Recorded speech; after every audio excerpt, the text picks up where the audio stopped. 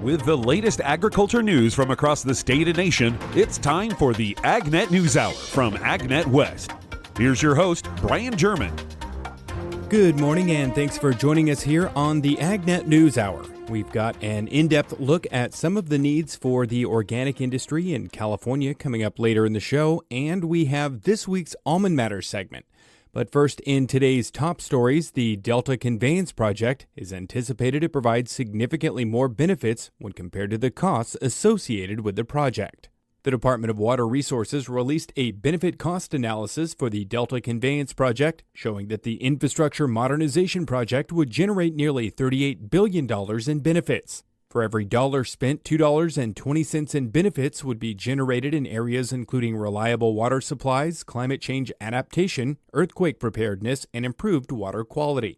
The analysis highlights significant future challenges if the project is not pursued, such as water shortages and rationing.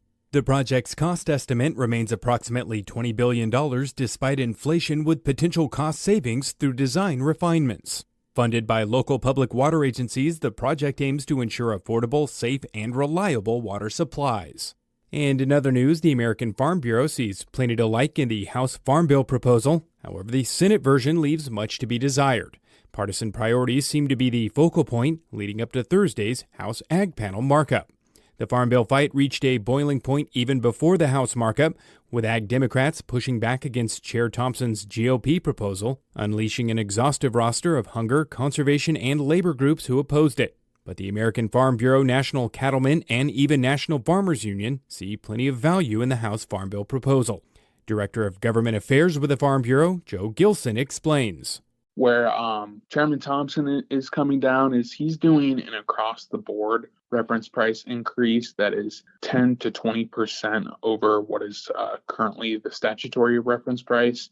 And Farm Bureau really believes that 10 to 20% increase is meeting the moment. Senate Ag Chair Stabenow's plan at 5% more heavily favors southern crops. Stabenow would lower the AGI income cap to $700,000 for farmers to receive farm payments. Gilson pointed out some challenges with that approach.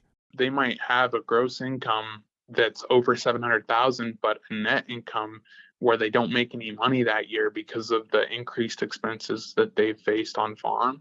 And so just the reality of farming in today's inflationary environment, that's not going to work for a lot of farms and ranches. Gilson also noted some concerns with Stabenow's plan for the Conservation Reserve Program. She's increasing the number of acres, and she's increasing the payment rate. And so that is a little bit of a concern for us. The Organic Trade Association and the Organic Center have received a $2.2 million grant from the U.S. Department of Agriculture. The USDA Market Development Grant aims to expand organic markets through consumer education and promotion. The two organizations will match funds as part of the grant, which will ultimately total $4.4 million over 3 years. The project, in collaboration with Organic Voices and an industry advisory committee, will promote the science-backed benefits of USDA-certified organic products. By developing creative content and launching a full-scale marketing campaign, the project aims to increase the consumption of organic products, focusing on dairy, grain, and fiber. The project's outcomes will include a comprehensive report on effective organic consumer marketing strategies to benefit the entire organic industry, creating a lasting impact on organic market growth. And in other news, the Western Water and Working Lands Initiative seeks to build drought resilience. Agriculture Secretary Tom Vilsack highlighted some of the work being done through the initiative. It is an initiative focused on 6 strategies, 13 different ways in which we approach preserving groundwater, surface water, focused on preserving rangeland, pasture land, agricultural productivity, and the tools to do so. In fiscal year 23, we invested $1.9 billion across a variety of programs within USDA. You saw aggressive use of EQIP, CSP, RCPP within the NRCS. You saw research being conducted at ARS as well as grants in NIFA. So it's an extensive effort on our part to try to address and to provide tools for farmers, ranchers, and producers to be able to address concerted issues. And I think we work collaboratively with our partners in the federal government, focused on everything from storage to more conservation and better utilization of the scarce water resources we have. This is the AgNet News Hour from AgNet West. I'm your host, Brian German, and we'll be back in just a moment with more of the day's national headlines and local reports when we return. This segment is brought to you by Live Earth Products. To get to know a little more about Live Earth Products, we're talking on the phone today with Vice President Russell Taylor. And to start us out, Russell, tell us about the Conservationist of the Year and what goals you would like to see occur this year. So this is continuing work as the Certified Crop Advisor Conservationist of the Year. They're looking for certified crop advisors who are trying to aid farmers in getting information or conservation practices. One thing we've identified that is keeping farmers from getting conservation practices is actually just information and products. The current federal regulations actually were written in the 1950s. And at that time, those rules were only restricting fertilizers and pesticides. They didn't put into account other developing technologies such as plant biostimulants and some of these newer technologies we're using in agriculture. And so for 2024, our goal is to really help change the laws that are impacting biostimulant regulation to allow them to be used and treated as a fertilizer, not as a pesticide. So what does that process look like to go through that and get that change to be where it needs to be? Well, actually, there's a very long on-ramp. We've been working on this since 2014. And the bricks that we've laid on this path are now hopefully being included in the Farm Bill. So more than anything now, it's just supporting the work we've already done, trying to get legislators aware of the problem and hopefully enact those rules. There's an act right now by California regulators. It's called the Plant Biostimulant Act. And so the best thing that farmers can do is call up and say, hey, we support this language. This is going to give us more tools to enact those conservation practices and have more products available to us. Thank you, Russell. To get to know more about Live Earth Products, you can visit them online at liveearth.com. That is spelled LIVEARTH.com.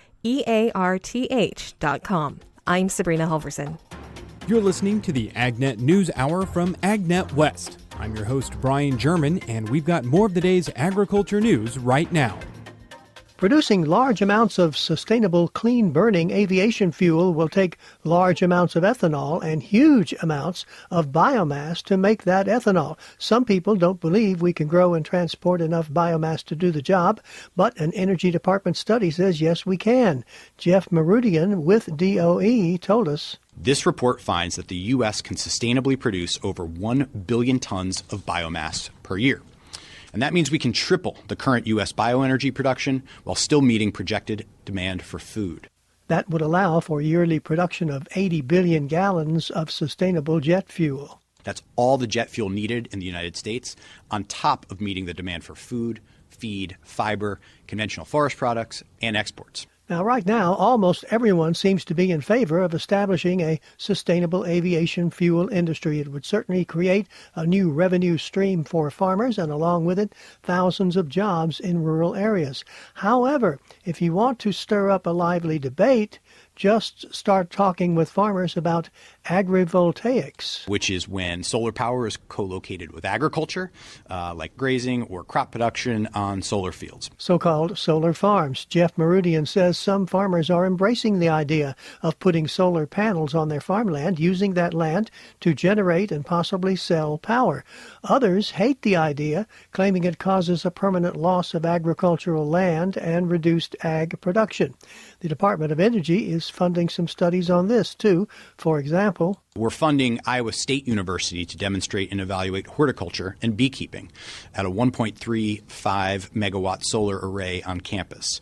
They're exploring how solar farms can be modified, for example, by changing the height or tracking of the panels to accommodate agriculture. Researchers are also developing enterprise budgets that would help farmers sort out the economic pros and cons of agrivoltaics. And, according to Jeff Marudian, we believe there are opportunities to provide clean energy and increase farmers' revenues while keeping farmland in production. DOE's also studying best ways that wind farms can generate power and also remain in operation as traditional farms. This is Gary Crawford reporting for the U.S. Department of Agriculture.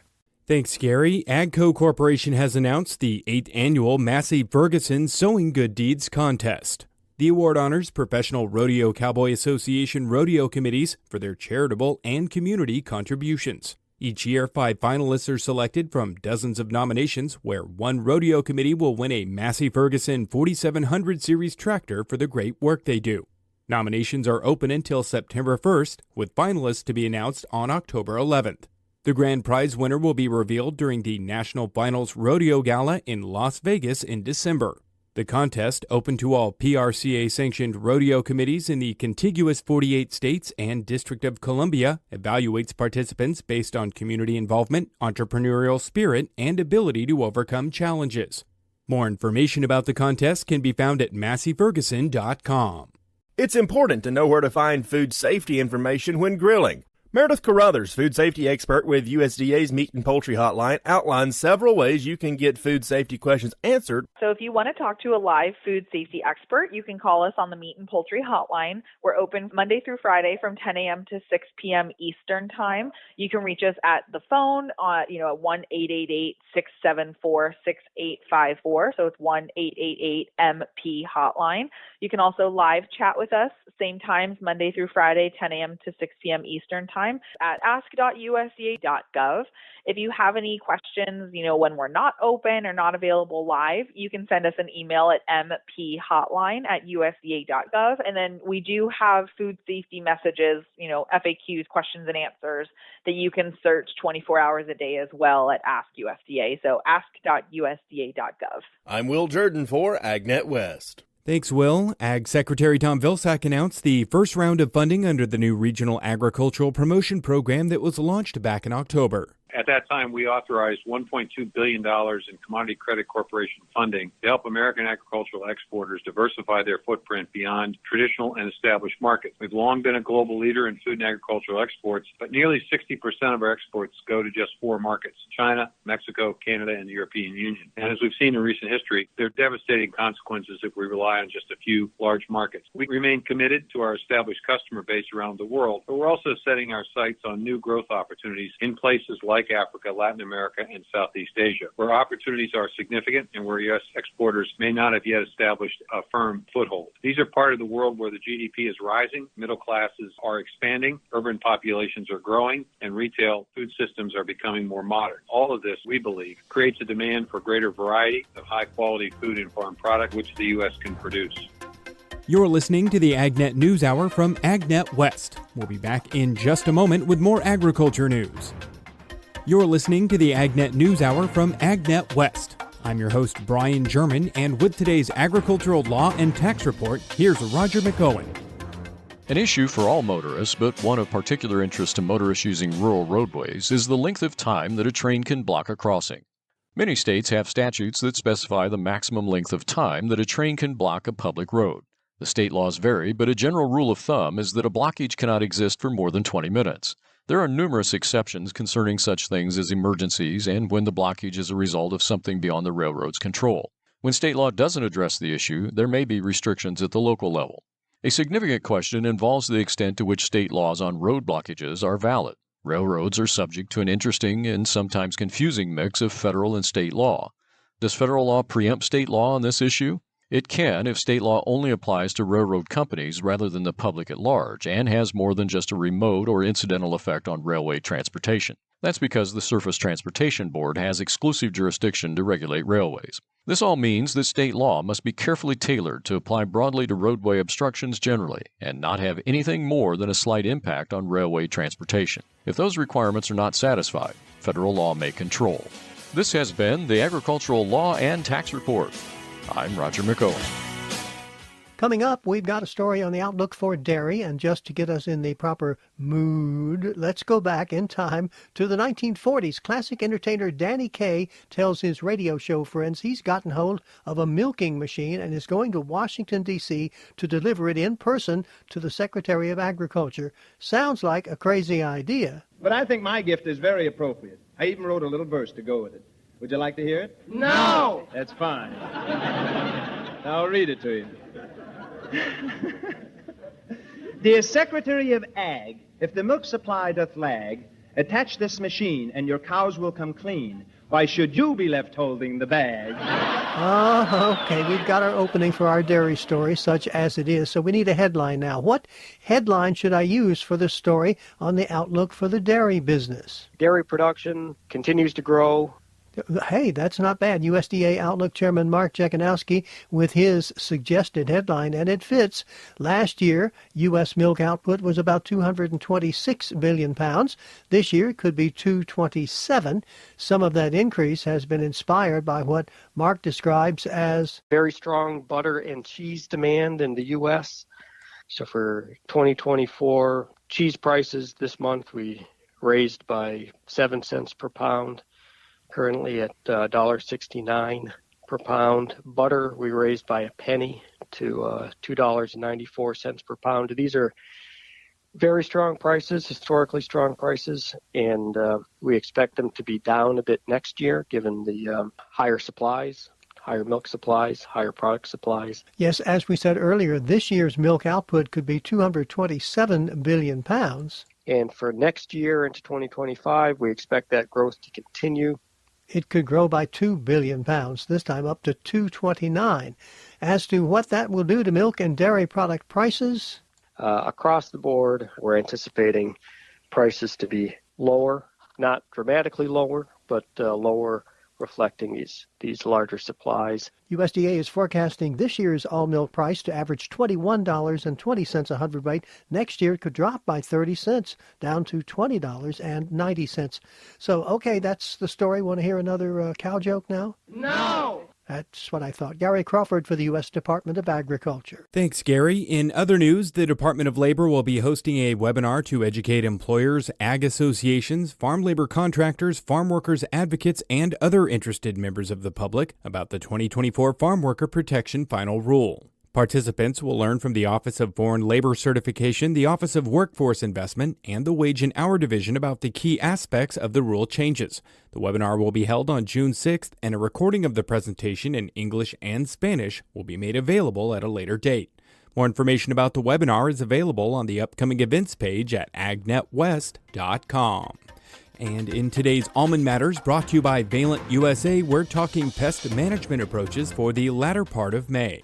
We're talking to Todd Berkdahl once again, Field Market Development Specialist with Valent USA. And Todd, today we're talking a bit about pest management in orchards. So let's start out with navel orangeworm here. I know it might be a little early, but last year was pretty problematic. So what are growers going to want to keep in mind at this point in the season? Well, you check your traps. I mean, watch and look at your traps is probably the best indicator of activity out there. Heat units came up a little bit last week. It was warmer. This week's cooling off a bit, but it'll heat up again. And with that, more flights of navel orangeworm. So keeping an eye on traps.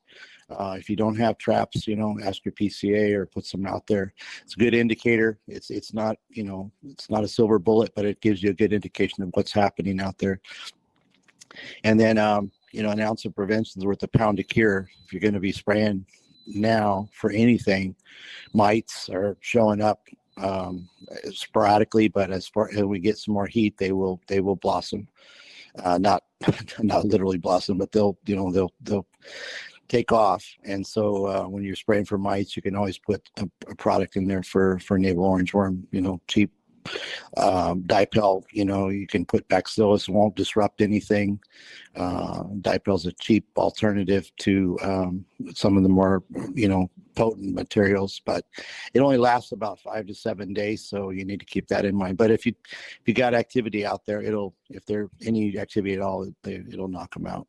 Biggest thing is just keeping an eye and watching them. I mean, the navel orangeworm's been problematic for the last couple of years. I saw it back in, was it 18, 19, somewhere in there. It was really bad. Different areas. And there's a lot of factors that go into that, next to a huller, downwind from a huller, where there's a lot of nuts being stored. There's a problem there. Poor sanitation during the winter. I understand there's a lot of cost. And it'll nickel and dime you to death, literally, to stay up on all these things. But if you just be shrewd about the way you tackle it, be on the front side rather than the back side, you can usually do a pretty good job of controlling them. And then the mite thing too, the same thing. Mites is just a matter of getting them before they get you. There's, I work for Valence, so Zeal's been around for a long time. It's a great ovicide, sterilizes the female, and then the nymphs, they don't molt to the next stage. So it's an effective tool, but you need to get it on early to sterilize the eggs and sterilize the female from laying eggs, or eggs that are later sterile, and then killing the nymphs so they don't hatch into adult, they don't metamorphose into adults. So keeping the mice at bay is early on. You knock out the population, do a good job. Coverage. I can't overemphasize that enough. The problems that I've seen in past years have been coverage. I know it takes a while to get across these fields, large blocks. It takes, it may take several days, but if the slower you can go, the better off you are as far as getting coverage. You get better kill that way. Speed does not kill. It's going fast doesn't help you out. You got to get good coverage with any of the products we use. We don't have, harsh, broad spectrum organophosphates like we used to. Our carbamates, we got a couple lanate, whatever, but you need to get good coverage in order to get good kill these days. And with what you've seen so far just out in the field, where have mites been in terms of what their populations have looked like? I know we had a warm spell that came in, but we're supposed to cool back down a little bit this week. And so what seems to be, where are we at so far? Well, there's overwintering females that have laid eggs. Those nymphs are hatching. I saw nymphs down in Arvin Edison area. Down in Wasco, eastern Tulare County by Terabella. That was the week before last. So, given the heat we had last week, I would expect those populations to start, I don't know about exploding, but definitely, taking off. And if we get more heat, those populations will explode. So staying on them early, getting on them early. Once you find them, once you can see mites in the field on any leaves, whether it's nymphs or females that are laying eggs, I think it's a good time to shoot them. Get them on the front side rather than the back side before they get you. And, they have such a high level of fecundity. The numbers are exponential once they take off. So starting early, getting on them. Again, the Zeal's a great tool for that. You get on them with Zeal early, and you knock out the females are sterilized. The eggs don't hatch. Eggs that have already been laid, and then the nymphs don't go into the next stage. They basically explode or implode, or I guess you could say explode. So staying on them early is good. And again, coverage. Get good coverage, you get good kill. And now at this point in the season, what other pest populations might be ones to look out for or take into consideration for any pest management programs that are underway here in May? Well, leaf-footed plant bug has been sporadic. If you've got pomegranates in the near vicinity of almonds, then good chance you're going to have those leaf-footed plant bugs that have overwintered in pomegranates. Any type of mummy fruit, it seems to me they gravitate to pomegranates, and then they'll migrate into almonds, in pistachios as well. And cause problems. They sting the fruit, the proboscis pokes a hole, and they start sucking the juices out, and basically the fruit that shrivels and dies. They can do a lot of damage if left unchecked, and they can explode too. They have a very high fecundity. They're not like mites, but they can still populate an orchard pretty rapidly. So if you see any of those flying around, they're like B-52s in the bug world. They're pretty good size. Get on those early as well. And spraying for them, you could probably pick up any navel orangeworm adults that are flying around as well. So it's just a matter of staying and, checking and scouting the fields. When in doubt, scout. My good friend John Palumbo down in Yuma always says, when in doubt, scout the field, scout, check it out. And it'll tell you. The orchard will tell you what you need to do. And now, just lastly here, Todd, what are maybe some other issues or concerns growers might want to keep front of mind here? Well, there's always disease. We had a pretty good disease year last year, Brian. Rust. I hadn't seen rust in quite a few years, and last year rust showed its ugly head. Alternaria is always a problem when you've got high density plantings and irrigation going on. You kind of create your own micro climate there, which is very conducive to Alternaria, and it'll defoliate. I saw orchards last year that were, actually had some trials out down by Wasco, and the orchard was defoliated, untreated. So need to stay on that as well. Right now is the time, or probably the latter part of the time, as the temperatures heat up, that can go away. But right now it's still cooler. Alternaria, if again scouting, if you see any signs of Alternaria, or if you've had a history of Alternaria, preventative applications of fungicide. Quash, PHD. PHD's contact. Quash is systemic. I like a 1-2 punch with quash and PHD together. There's other products. There's a whole array of fungicides out there that work, but those are a couple that I like as workhorses when I'm looking for ways to combat these pests.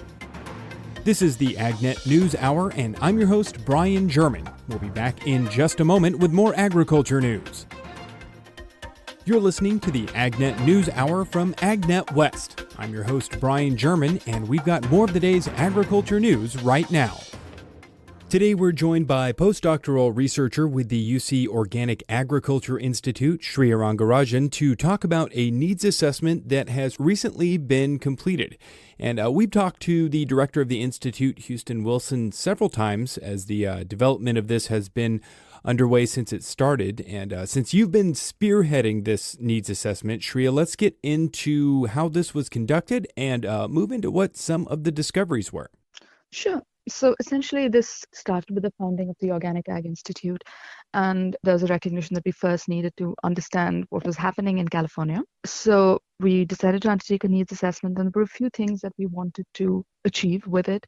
One was, there have been a lot of surveys that have already been conducted on organic agriculture and what the needs were. A few things that we were trying to achieve is we wanted to expand the sample size within California specifically, and wanted to understand how the experiences of different agriculturists and other industry partners throughout the state varied. What I mean by that is we wanted to make sure we were hitting every crop group. We wanted to understand the experiences that, say, input suppliers, retailers, processors, basically trying to target the whole value chain, as well as what extension specialists, pest control advisors, what every person's experience was, to develop a more holistic understanding of the system. Another thing we were interested in is understanding regional variations, if there were any, and understanding what knowledge networks look like, because something that has been coming up repeatedly is that there isn't a consolidated source of information for organic growers. And, people are either tapping into their own networks or looking up online sources, and that varies a whole lot depending on how well connected that particular person is. So we were essentially trying to see what that looked like, and that's still a work in progress.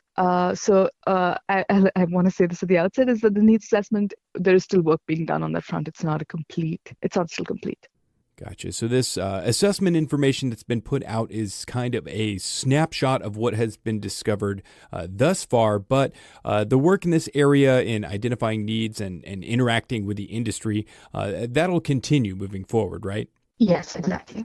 Oh, good deal. And so moving into some of the things that were identified as challenges, it looks like one of the major issues that was highlighted by industry members was the certification and reporting aspect of organic production. And so what was learned there as part of this assessment? I think with certification and reporting, a part of the challenge is that, there are a lot of requirements. And on the one hand, I think there are concerns of, say, organic integrity, and a lot of people recognize the need for the National Organic Program because it's happening throughout the country, sort of meeting all those requirements and ensuring that consumers receive a product that is truly organic it requires checks at every stage of the value chain. But what that means is that there is a huge certification reporting burden on stakeholders throughout the chain, and that I think disproportionately affects certain types of farms. So, for instance, a lot of the smaller farms, those who have fewer workers, for instance, they are sort of managing everything. So that's a huge burden on them. Those which have vertically integrated operations, or those which have highly diversified operations, they are now managing paperwork for multiple aspects of their operation. So that again becomes an additional burden on them. So in a lot of ways, the ways in which the farm operates and the size of the farm poses a challenge. I think a lot of smaller growers are also finding the certification to be very expensive. And so, yeah, I mean, those are basically the costs and just the sheer amount of paperwork that's required to maintain organic integrity is proving to be a challenge. So essentially, I think what people are looking for are if there are ways to reduce the cost and if there are ways to streamline some of the process. I mean, I think people recognize the necessity, but are also feel like it's taking away from the ways in which they practice. Gotcha. And on the subject of organic seed, this is something I've seen come up as an issue in the past, but what are some of the challenges for industry members as it relates to organic seed? So currently, the NOP permits the use of conventional seed on organic farms, provided organic growers can document that organic seed is not available of the particular varieties they want. What this means is it's sort of a chicken and egg situation, because until such time as the NOP permits the use of conventional seed, there is no incentive for the market to develop. But on the other hand, the NOP cannot require organic seed until there is sufficient quantity and quality available on the market. So we're sort of stuck over there. And my understanding, I could be completely wrong, is that this has been the case for a while now. That it's that although there have been shifts, there are a lot of people who are practicing traditional plant breeding, trying to develop new seeds. It's a slow process because trying to develop a stable new variety takes time. So although there are efforts mostly in at a smaller scale, large scale availability of organic seed continues to be a problem, and it doesn't seem to be resolving anytime soon. And I think this hurts growers because they're currently forced to grow varieties that were developed for conventional production. They were not developed specifically for organic production. It was assumed that these varieties which are developed are going to be grown under using fertilizer, pesticides, input heavy, essentially. And with so many other kinds of pressures, climate change in particular, there's been a lot of climate variability over the last few years in California. I mean, I think the last couple of years we've seen so much. I think that it's been hitting growers pretty hard. Interesting. And now with this assessment completed and work set to continue in interacting with organic growers and learning more about what those needs and concerns are, how does this relate to some of the research priorities or areas of focus? I mean, where are some of the specific areas where more research in the organic sector would be most valuable? So I think one of the things that when we're talking about research needs, I think there's a need for research on pretty much all fronts. And when I say all fronts, I mean, I think there isn't enough funding for organic research, and we need more of that. Pretty much all types of research. I think, seeing what I've seen of, going to different fields and, how people are experimenting with their own practice, I think it would be wonderful if that kind of research, if we have strong participatory research, because I think that's going to be the strongest, both in terms of the findings as well as ways of disseminating the research. I think both we need to think about both aspects, both in terms of what we are researching, what the needs are, and I think that comes best from the ground. And I think by working with growers who already have very strong networks with other growers, I think that's a good way to think about how to disseminate findings, that we find. In terms of research needs, I think there's a lot of systems level research, because organic is by nature a more diversified practice. I think ideally, when people are practicing organic farming, they are thinking about, all of these different aspects of organic farming. They're thinking about, their crop rotations and how they manage their soil, whether to what extent they should till, and whether, what their pest management strategy is going to be. A lot of them have more diversified operations. They're growing more crops. They are, planting hedgerows. They are trying to preserve native biodiversity and so on. So I think what that means is, unlike monocrop systems, I think there are more system level interactions between all of these different aspects, which is something that we don't fully understand. And I think that's like one major, farm level research need. Another, I don't know if you would think of this as a research need, but something that I'm hearing quite frequently from both farmers and input suppliers is that there are so many products and so much information that's out there is that they don't really know which products to trust and which not to, which I think affects both, suppliers and growers. I think what people want is that there is some way of conducting, like, say, third-party trials, putting information on product efficacy so that they know what to buy. And I think, that kind of marketing would help everyone. So it's a research need in the sense that they need, someone to do it, an independent third party to do it, to build, I guess, confidence in the system.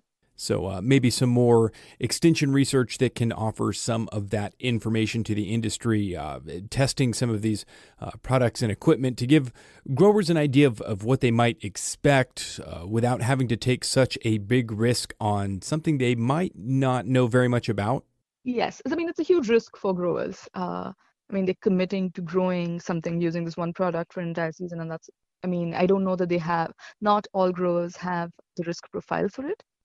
For that kind of risk. So, that could be achieved either through, like you said, more extension supports for that kind of, and funding for those trials. It could be achieved through better risk mitigation strategies, or even if growers work together in some way to sort of trial these products. And there are multiple ways to achieve that, but that is definitely a need. And in our final story of the day, nominations are now being accepted for the 2025 Awards of Excellence program from the California Association of Wine Grape Growers. The awards are meant to spotlight exceptional people or companies who have benefited the broader community of wine grape growers through exemplary leadership and outstanding commitment to the well-being of the wine growing industry, California communities, and the environment. The Grower of the Year award is bestowed annually to an individual, family, or company who represents an outstanding example of excellence in viticulture and management and is recognized by others for innovation and leadership within the industry. The Leader of the Year award recognizes an individual or entity whose record of exceptional leadership and innovation has benefited California's wine industry. Nominations for the 2025 Awards of Excellence program are open until June 15th, and more information is available at cog.org. And that's going to do it for today's show. Thanks for tuning in to the AgNet News Hour.